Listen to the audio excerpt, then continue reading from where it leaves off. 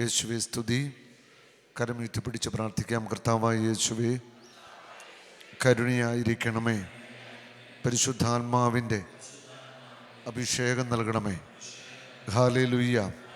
ആത്മാവേ, ദൈവാത്മാവേ, ഞങ്ങളിൽ നിറയണമേ. Hallelujah, hallelujah.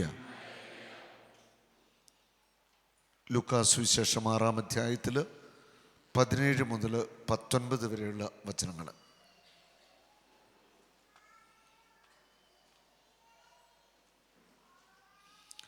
അവൻ അവരോടുകൂടെ ഇറങ്ങി സമതലത്തിൽ വന്നു നിന്നു. ശിഷ്യന്മാരുടെ ഒരു വലിയ ഗണവും അവൻ്റെ വചനം ശ്രവിക്കുന്നതിനും രോഗശാന്തി നേടുന്നതിനുമായി യൂദയ, ജെറൂസലേം എന്നിവിടങ്ങളിൽ നിന്നും ടൈർ, സീദോൻ എന്നീ തീരപ്രദേശങ്ങളിൽ നിന്നും വന്ന വലിയ ജനസമൂഹവും അവിടെ ഒരുമിച്ച് കൂടി. യേശുവിൻ്റെ അടുക്കൽ വലിയ ഒരു ജനസമൂഹം ഒന്നിച്ചു കൂടുകയാണ്. വചനം ശ്രവിക്കുന്നതിനും രോഗശാന്തി നേടുന്നതിനുമായി. എന്തിനാ വന്നത്?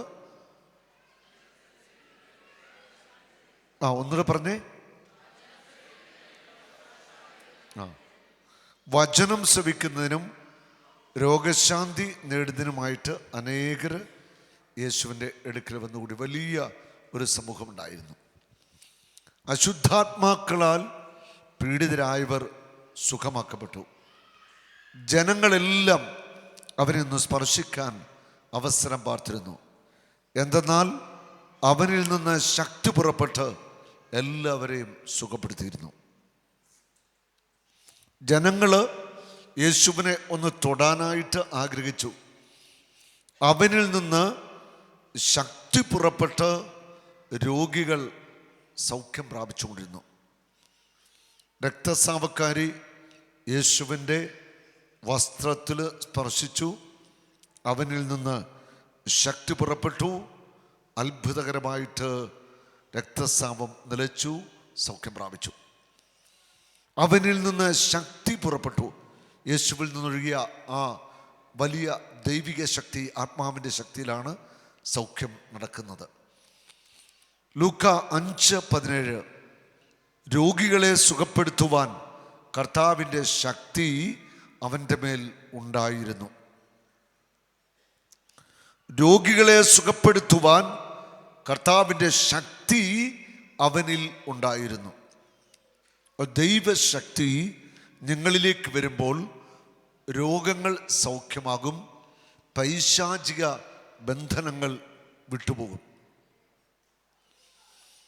മത്തായി 12:28 ദൈവാത്മാവിനെ കൊണ്ടാണ് ഞാൻ പിശാചുക്കളെ പുറത്താക്കുന്നതെങ്കിൽ ദൈവരാജ്യം നിങ്ങളുടെ ഇടയിൽ വന്നു കഴിഞ്ഞിരിക്കുന്നു.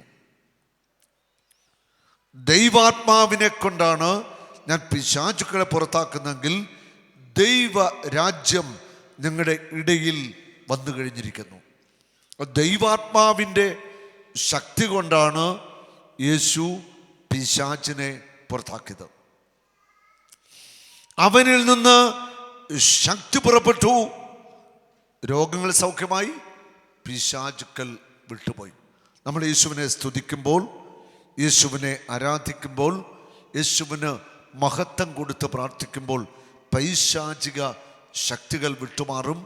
അത്ഭുത രോഗശാന്തികളും അടയാളങ്ങളും സംഭവിക്കും.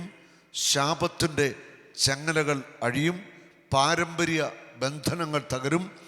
കുടുംബ ശാപങ്ങൾ വിട്ടൊഴിയും. പൈശാചിക ബന്ധനങ്ങൾ വിട്ടുമാറും. എല്ലാ തിന്മയുടെ ബന്ധനങ്ങളും അഴിയും. നമ്മൾ സ്വതന്ത്രരാകും. ഹല്ലേലൂയ. ഇത് സംഭവിക്കുന്നത് കർത്താവിൻ്റെ ആത്മാവിൻ്റെ ശക്തി നമ്മിലേക്ക് വരുമ്പോഴാണ്. ദൈവത്തിൻ്റെ ആത്മാവിൻ്റെ ശക്തി നമ്മുടെ മനസ്സിൻ്റെ മേൽ, ശരീരത്തിൻ്റെ മേൽ, ആത്മാവിൻ്റെ മേൽ വ്യാപരിക്കുമ്പോൾ അത്ഭുതകരമായ വിടുതലും സൗഖ്യവും എല്ലാം നമുക്ക് ലഭിക്കുകയാണ്. ഹല്ലേലൂയ. യെശയ്യാ പ്രവാചകന്റെ പുസ്തകത്തിൽ നാം വായിക്കുന്നു, 38-ാമത്തെ അധ്യായം 1 മുതൽ 8 വരെയുള്ള വചനങ്ങളിൽ ഹെസക്കിയ രാജാവിന് രോഗം ബാധിച്ച് മരണത്തോട് അടുക്കുകയാണ്.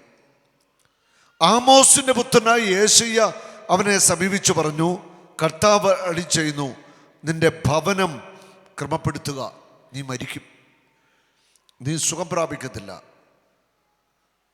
നീ മരിക്കും, നിന്റെ ഭവനം ക്രമപ്പെടുത്തുക. ഹല്ലേലൂയ. അവിടെ ദൈവത്തിൻ്റെ ആത്മാവ് സംസാരിക്കുന്നു ഒരു ക്രമപ്പെടുത്തലിനെ കുറിച്ചാണ്. ക്രമപ്പെടുത്തുക, നിന്റെ ഭവനം ക്രമപ്പെടുത്തുക. നമ്മുടെ ജീവിതത്തിന് ക്രമം ഉണ്ടാവണം. ക്രമം നഷ്ടപ്പെട്ടാൽ അത് പിന്നെ അക്രമമായിട്ട് മാറുകയാണ്. ക്രമം നഷ്ടപ്പെട്ടു കഴിഞ്ഞാൽ ആകെ വിഷയമാണ്. നിന്റെ ഭവനം ക്രമപ്പെടുത്തുക, നിന്റെ വ്യക്തി ജീവിതം ക്രമപ്പെടുത്തുക. മുന്നറിയിപ്പ, നിന്റെ വ്യക്തി ജീവിതം നീ ക്രമപ്പെടുത്തുക. സൗഖ്യം വേണോ, അനുഗ്രഹം വേണോ, വിടുതൽ വേണോ, നിന്റെ വ്യക്തി ജീവിതത്തെ നീ ക്രമപ്പെടുത്തണം. ഹല്ലേലൂയ. അതിനുള്ള ഒരുക്കുക. രാവിലെ പാപത്തെക്കുറിച്ച് കേട്ടു, കുമ്പസാരം. നമ്മളിന്ന് ക്രമപ്പെടുത്തുകയാണ് നമ്മുടെ ജീവിതം. വൈരാഗ്യവും വെറുപ്പൊക്കെ ഉപേക്ഷിച്ചു, ക്ഷമിച്ചു. അങ്ങനെ നിങ്ങളൊക്കെ നല്ലൊരു ഒരുക്കത്തിലാണ് ഇവിടെ ഇരിക്കുന്നത്. അതുകൊണ്ട് നിങ്ങൾ അനുഗ്രഹിക്കപ്പെടും, സൗഖ്യം പ്രാപിക്കും. ഹല്ലേലൂയ. ക്രമപ്പെടുത്തുക എന്തെന്നാൽ നീ മരിക്കും, സുഖം പ്രാപിക്കില്ല. ഹെസക്കിയ ചുവരിൻ്റെ നേരെ തിരിഞ്ഞ് കർത്താവിനോട് പ്രാർത്ഥിച്ചു, കർത്താവേ, ഞാൻ എത്ര വിശ്വസ്തയോടെയും പൂർണ്ണ ഹൃദയത്തോടെയും അങ്ങയുടെ മുമ്പിൽ വ്യാപരിച്ചു, അങ്ങേക്ക് പ്രീതികരമായത് അനുവർത്തിച്ചു. അങ്ങ് ഇപ്പോൾ എന്നെ അനുസ്മരിക്കണമേ, എന്നെ ഓർക്കണമേ. അവിടെ 2-3 കാര്യങ്ങൾ ഹെസക്കിയ പറയുക. എന്നിട്ട് വേദനയോടെ കരഞ്ഞു, എത്ര വിശ്വസ്തമായിട്ടാണ് ഞാൻ അങ്ങയുടെ മുൻപിൽ വ്യാപരിച്ചത്. നമുക്കത് പറയാൻ പറ്റണം.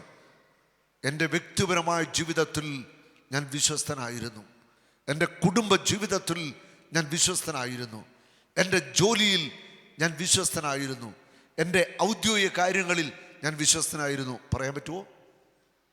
ഹെസക്കിയ പറയുക, ഞാൻ അങ്ങയുടെ മുൻപിൽ എത്ര വിശ്വസ്തമായിട്ടും പൂർണ്ണ ഹൃദയത്തോടെ, പരമാർത്ഥ ഹൃദയത്തോടെയാ വ്യാപരിച്ചത്. ഹല്ലേലൂയ. അങ്ങേക്ക് പ്രീതികരമായത് മാത്രമാണ് ഞാൻ ചെയ്തുകൊണ്ടിരുന്നത്. അങ്ങനെ അനുസ്മരിക്കണം. നമുക്ക് ദൈവത്തിന് മുമ്പിൽ പറയാൻ പറ്റുമോ? അങ്ങേക്ക് പ്രീതികരമായത് മാത്രമേ ഞാൻ ചെയ്തിട്ടുള്ളൂ, ഞാൻ വിശ്വസ്തമായിട്ടാണ് അങ്ങയുടെ മുൻപിൽ പ്രവർത്തിച്ചത്. എത്ര പേർക്ക് പറയാൻ പറ്റും? ഹല്ലേലൂയ. ഇത് പറഞ്ഞിട്ട് ഹെസക്കിയ അങ്ങോട്ട് കരഞ്ഞു.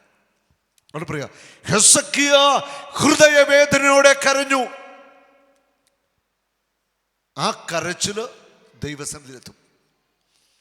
ഇവിടെ ആര് ഹൃദയവേദനയോടെ കരയുന്നുവോ, കുടുംബത്തെ ഓർത്ത്, മക്കളെ ഓർത്ത്, തലമുറയെ ഓർത്ത്, ജോലിയോർത്ത്, കടബാധ്യതയോർത്ത്, കൊച്ചുമക്കളെ ഓർത്ത്, കുടുംബ തകർച്ചയോർത്ത്, ഭർത്താവിന്റെ മദ്യപാനമോർത്ത് ആര് കരയുന്നുവോ, ഹൃദയവേദനയോടെ കരയുന്നുവോ, ആ കരച്ചിലിന്ന് ദൈവസന്നിധിയിലെത്താൻ പോകുക. ചുമ്മാതെ കരഞ്ഞിട്ട് കാര്യമൊന്നുമില്ല. ഹൃദയം നൊന്ത് ചങ്കുപൊട്ടി കരയണം. ഹൃദയവേദനയോടെ ആര് കരയുന്നുവോ ആ കരച്ചിലിന് ഉടൻ മറുപടിയാ. നാളെയല്ല, ഇപ്പോൾ, ഈ നിമിഷം. ഹല്ലേലൂയ. ഈ നിമിഷം മറുപടിയാ. പിന്നത്തേക്കല്ല അവൻ ഉത്തരം തരുന്നത്.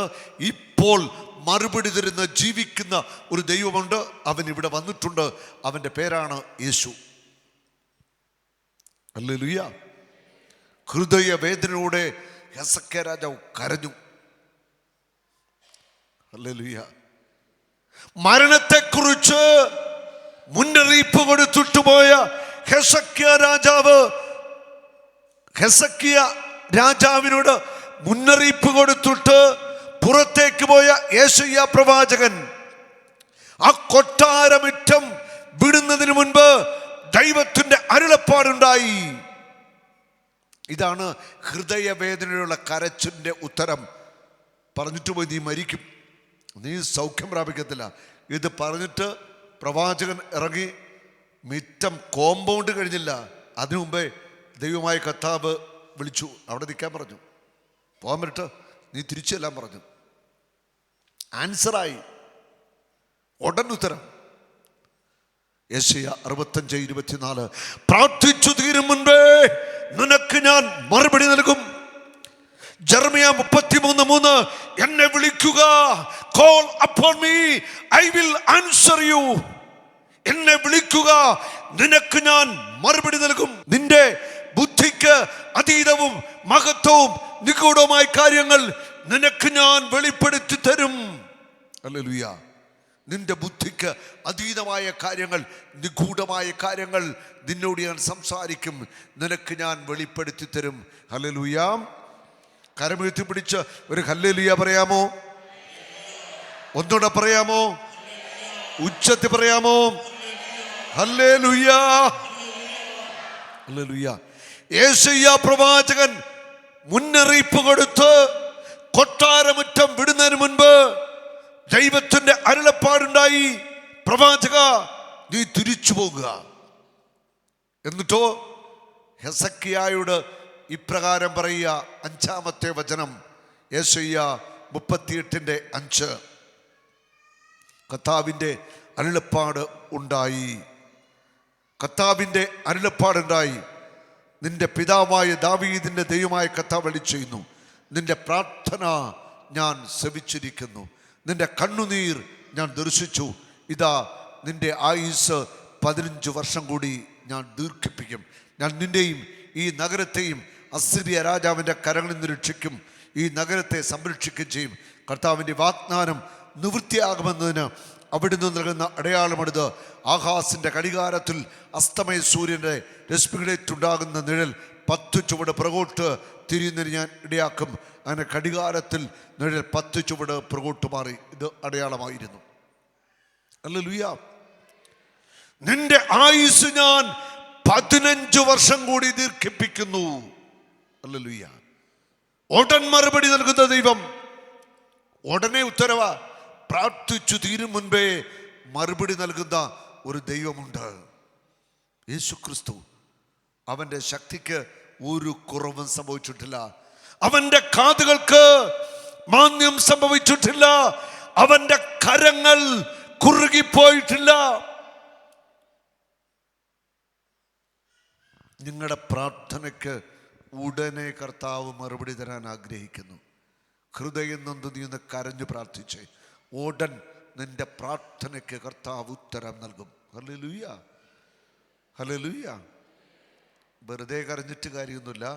ചങ്ക് പൊട്ടി ചങ്കിൻ്റെ അകത്തു നിന്നൊരു കരച്ചിലുണ്ട്, ഒരു നിലവിളിയുണ്ട്. ഒറ്റ വിളി മതി, ഉടൻ ആൻസർ കർത്താവ് തരും.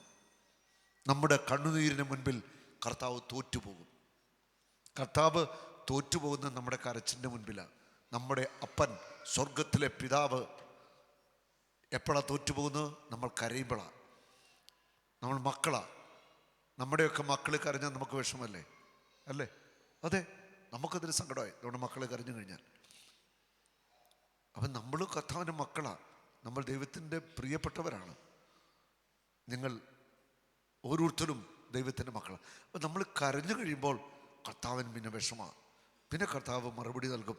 അതുകൊണ്ട് കരഞ്ഞ് പ്രാർത്ഥിക്കാൻ പഠിക്കണം. ഹൃദയത്തിൻ്റെ ഉള്ളിൽ നിന്നുള്ള ആ തിങ്ങി നിറഞ്ഞുള്ള വേദനയിൽ നിന്നുള്ള ആ കരച്ചിൽ, അത് വല്ലാത്തൊരു കരച്ചിലാണ്. ആ കരച്ചിലിന് ഈശോയ്ക്ക് മറുപടി തരാനായിട്ട് പറ്റും. ഈശോ മറുപടി നൽകും, ഒട്ടും താമസിക്കത്തില്ല. ഉടൻ ഉത്തരമാണ്. Hallelujah, hallelujah. യേശുവേ നന്ദി. നിന്റെ പ്രാർത്ഥന ഞാൻ ശ്രമിച്ചു, നിന്റെ കണ്ണുനീർ ഞാൻ കണ്ടു. 15 വർഷം കൂടെ നിനക്ക് ഞാൻ ആയുസ് നൽകുന്നു. ഹല്ലേലൂയ. മരിക്കാൻ കിടന്ന ഹെസക്കിയാ രാജാവ് സൗഖ്യം പ്രാപിക്കുക. 15 വർഷം കൂടി ദീർഘായുസ് കർത്താവ് കൊടുത്തു. അങ്ങനെ വീണ്ടും രാജ്യം ഭരിക്കുന്ന രാജാവിനെ നമ്മൾ അവിടെ കാണുകയാണ്. Praise the Lord. ഹല്ലേലൂയ. 2 കരങ്ങളും ഒന്ന് ഉയർത്തിപ്പിടിച്ച് കണ്ണുകളൊന്നടച്ച് ഹൃദയം നുറുങ്ങി കർത്താവിനെ ഒന്ന് സ്തുതിച്ച് പ്രാർത്ഥിച്ചേ. അധരങ്ങൾ തുറക്കട്ടെ.